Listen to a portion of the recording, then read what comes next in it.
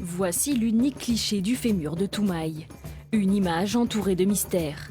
Est-ce le fémur d'un grand singe ou celui d'un bipède? En 2001 au Tchad, 4 hommes mettent au jour le crâne de Toumaï, considéré comme le premier de la lignée humaine. 3 ans plus tard, à l'université de Poitiers, une étudiante Aude Bergeret est intriguée par un ossement non identifié ramené du Tchad. Un collègue lui dit en rigolant: Si ça se trouve, tu as trouvé le fémur de Toumaï. Et là, j'ai eu un sourire et j'ai regardé Roberto. Et là, j'ai compris que, en fait, la blague n'en était peut-être pas une. La blague n'en est effectivement pas une et crée la polémique. Le crâne laissait penser que Toumaï était bipède, mais ce fémur, enfoui à quelques centimètres de lui, semble prouver que le spécimen se déplaçait à 4 pattes. C'est l'analyse de Roberto Macchiarelli, son professeur de paléoanthropologie.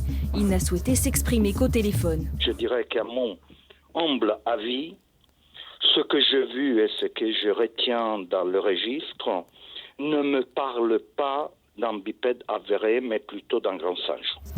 L'étudiante et son enseignant viennent par hasard de remettre en cause l'histoire de notre ancêtre, livrée par le paléontologue Michel Brunet. Au laboratoire, l'ambiance change radicalement. C'est l'horreur.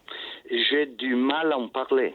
Ils m'ont mis sous la touche, ils m'ont accusé de fouiller dans les couloirs.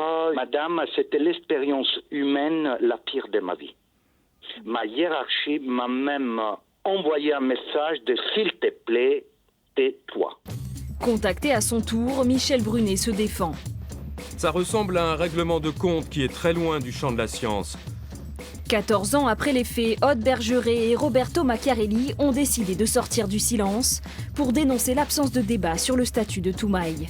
L'analyse de son fémur n'est toujours pas publiée et au colloque d'anthropologie à Poitiers, l'accès leur a été refusé.